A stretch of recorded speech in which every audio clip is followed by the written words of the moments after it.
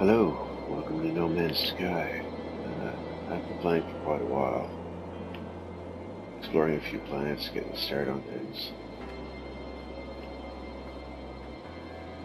I don't know, I started recording it first for a little while, at the very beginning, and it was cool, but I figured I'd start a little later, because everybody's seen the beginning videos played this. And if you haven't, I don't know, I guess I don't want to spoil it. I could wander for years here and not spoil anything. It's a full-size galaxy, for freak's sake. But I think what I'm going to do is I'm going to record each... Oh, hey, buddy.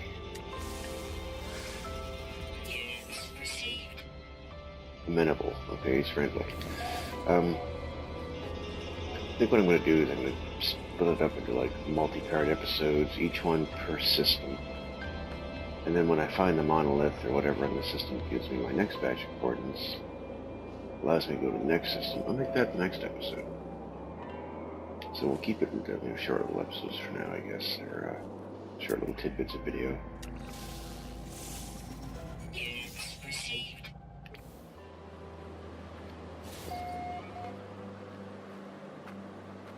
I think excuse me, I might yawn a little bit.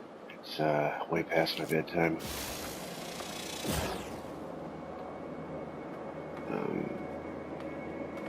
And it's kind of not surprising that this game is causing me to lose sleep because I can't stop thinking about it or wanting to climb back into it and play.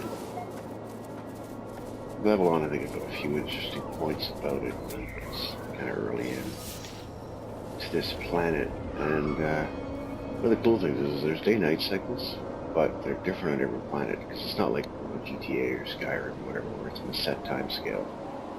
The day-night cycles on these planets is actually guided by the size of the planet, speed of its rotation about its axis, and the speed of its rotation around the star it's orbiting. So, I mean, the day could be 24 real-time hours long, it could be 20 minutes real-time hours, who knows? So that's a really cool thing. Environment based on its atmospheric composition, its distance from the star, like all kinds of cool stuff. So I'm going to explore random settlements and things I find until I get to some kind of marker or something that will take me somewhere else. Flight's pretty cool. The only thing I don't like is that you can't hit the ground. You can't fly within a certain distance of it, which makes it a little bit weird to land, but your ship will land just about anywhere.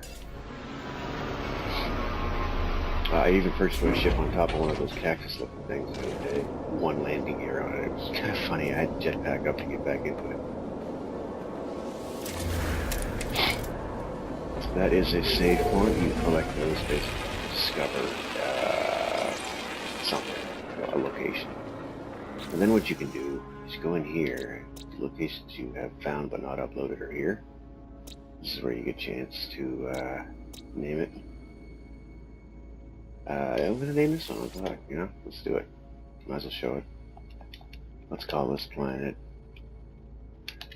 Freaky Desert. I'm not really thinking too hard about these names, it's just something to help me remember what the planet was like. Freaky Desert, red grass, floatstone wastes, dead rock, nothing on that one. Sterile. Although it does have a lot of flora. Then we got ouchy rain, that had toxic rain, it was not fun. Black rock waste is kind of exactly what it sounds like. Anyway, so you can upload stuff. And you get money for it. 1,000 units for uploading locations. And 1,500 for uploading this stuff, 2,500 for that. So it's an easy way of making money. So if you wanted to just be an explorer in this game and make your money that way, then you just kind of look around, scan some shit, and then I discovered it. So I can upload that for however much money. These things, though, these things are something you definitely want to land and check out, because in them you find suit upgrades, which is fantastic, and it gives you more slots to carry shit. It's kind of expensive, but like I said, you upload 10 creation or 10 things you found, there's, you know, 10 grand, 15 grand, 20 grand, so it's not really that hard to make enough money to do the things you need to do. that didn't really get me anywhere, except more storage space in my suit, which is very handy. And if you look at stuff, arrive in 158, see as I move towards it, it goes down. That tells you how long it'll take to get there at the speed you're going. So 2 minutes is no big deal.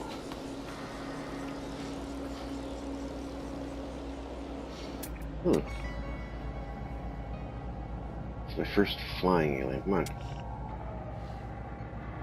Damn you, sit still. Anyway, nothing patience. Keep an eye on that guy forever. Shit, I lost the waypoint.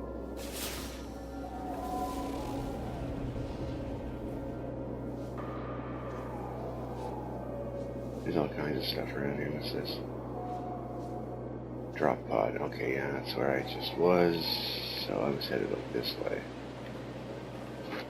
Get a better vantage point. Oh, did I just see it? Oh, there it is.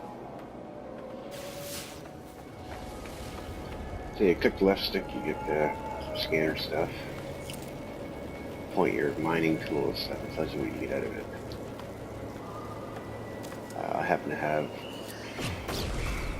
grenades, which allow you to actually dig into terrain that you can't mine. Very handy thing to know if you're in somewhere with like a toxic rain or storms coming. You can dig a hole and hide in it. Most of the time, it will save your ass. And the upgrade you want for that is not in that menu. You hit the touchpad, and this is my multi-tool, and that's the things I use to dig into the ground.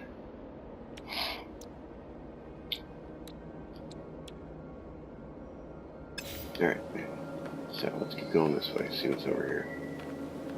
And if it's nothing interesting, then I'll put pause in the video and go for the fly till I find something interesting. Just about everything will give you resources of some kind. Carbon from living things, mostly, not surprising. Carbon-based life forms.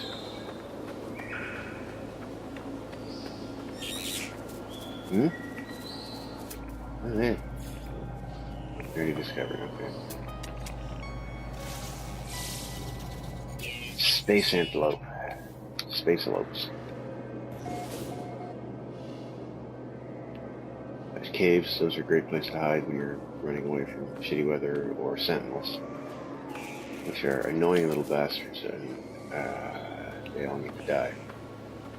Some planets you go to and they're really aggressive, mine too much or do anything too much, they come and try and kick your ass. And so far they're no big deal, they're not very tough.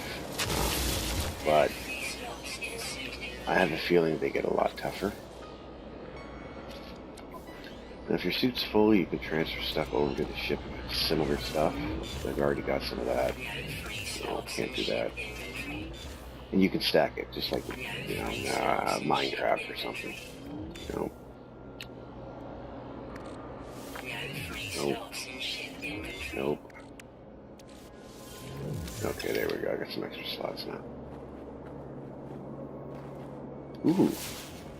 I found a monolith already. Excellent. That was, I don't know if that was dumb blind luck or what, but it's really good. These are good. These help you along your way sometimes. This one, I think, is a Gek monolith. Let's see how well I remember that. Yep. So here goes. Let's see what happens.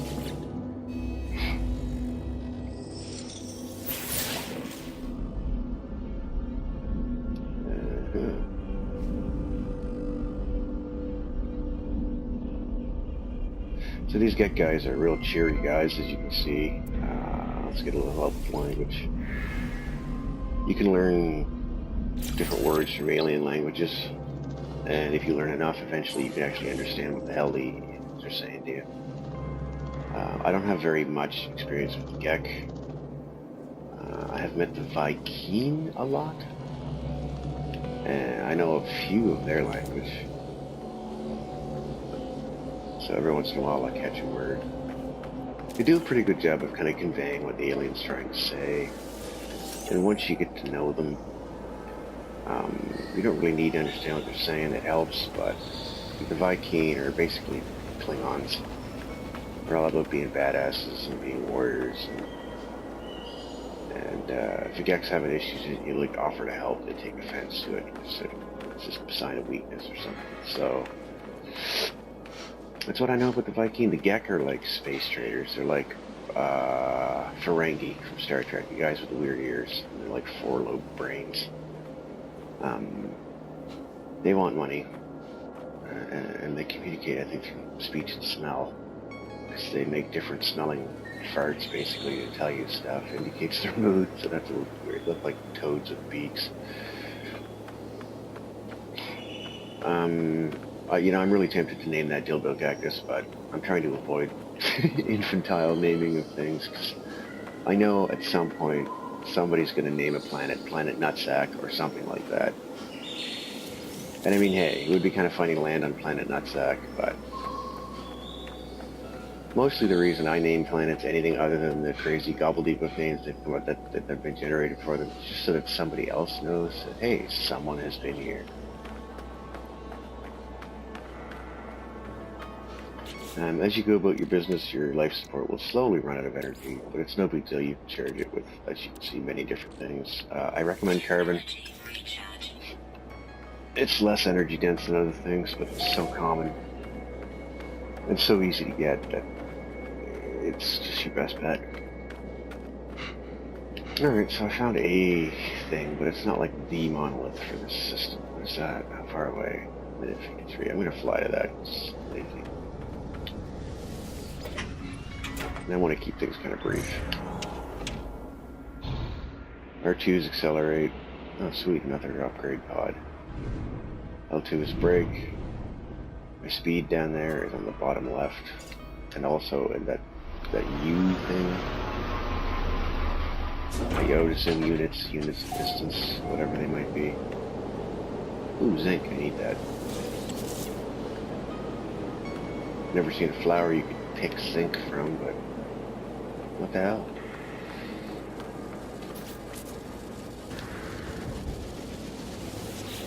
Alright, it's like 2 suit upgrades in the last 10 minutes. It's definitely worth exploring. And I'm as tempted as the next person to just immediately head to the next planet to see what it offers, but I've discovered if you hang around and explore a little bit, it'll help you out. Lemium. Oh, never found that before. Oh, bloody hell. I gotta charge this. So this you can charge with, again, the same stuff. Save this Thamium 9 stuff, you'll need it to recharge a lot of stuff on your ship. But now I've emptied the slot so I can get whatever that is. A Jykeen dagger. Cool. I can't actually use it for anything, but it's worth a lot of money, most likely. Most of these, the weird, species-specific trade items are worth quite a bit of money. Here's a cave. They're pretty cool, like I said, good places to hide from stuff.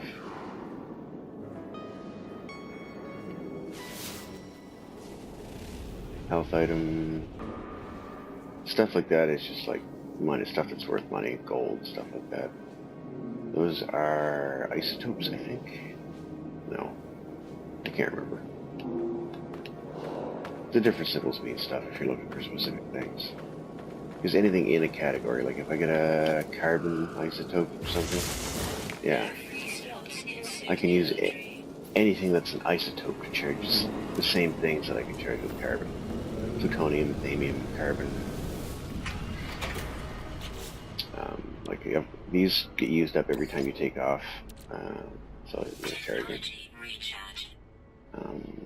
Your pulse engine is charged with thamium. These you have to recharge with a warp cell, which is fairly complicated to get, sort of. Oh, bloody hell. There we go. Do I have platinum in there? Yep. Yes, lady, I know. Thank you. There, let's give a pulse to see if we find anything. Something over there? Cool. Oh, it's turning dark. Nighttime's coming. My first night on this planet. I don't know But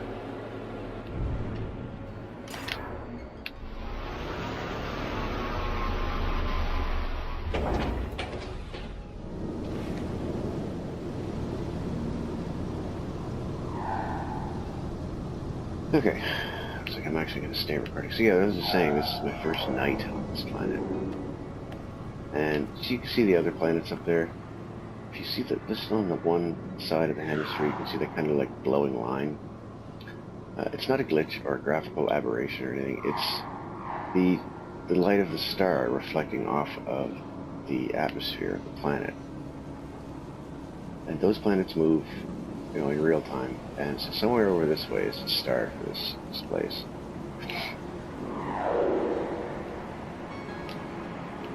And anyway, that's a good way of telling, kind of like, if you're like, oh, and it's like right over here, usually it's about dawn. You can kind of watch it move in relation to the planet to tell where the local star is.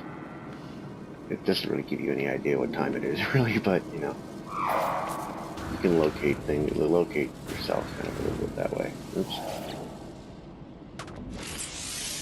Yeah, 60,000. Chuck, I don't have enough for that, but maybe, no. I don't think I can find enough crap here to give me anything. No.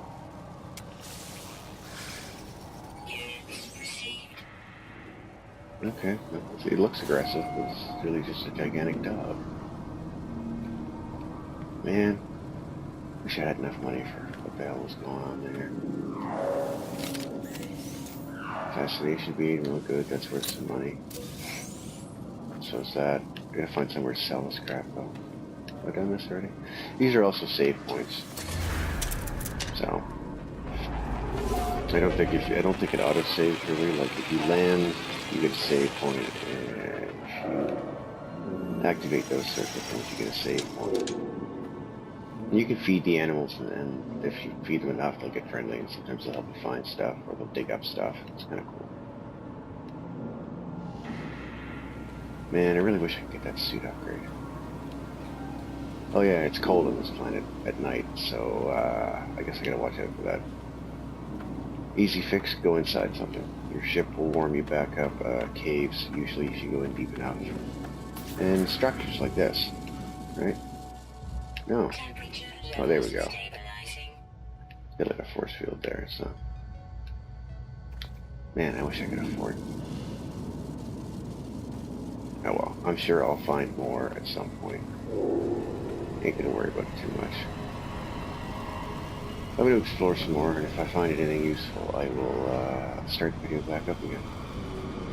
And since I've gone past the 15-minute mark, I guess that would make this episode 1, part 1.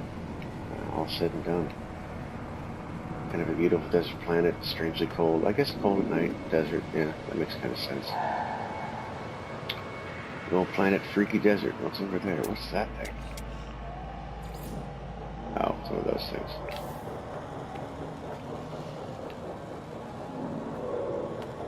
There, that's what I saw. I wish I knew what an Atlas Pass was and how to get. What a dumb.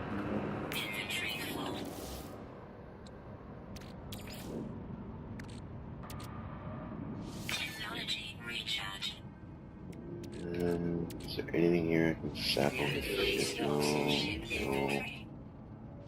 No, I already know I can't do that. No. So, well, I've got lots of iron, so I'll just ditch that.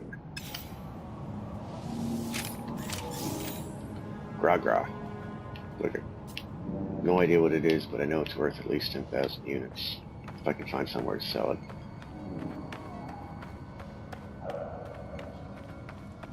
I'm going to try and find a trading outpost or a mobile market terminal or whatever it is. And, well, we'll see that.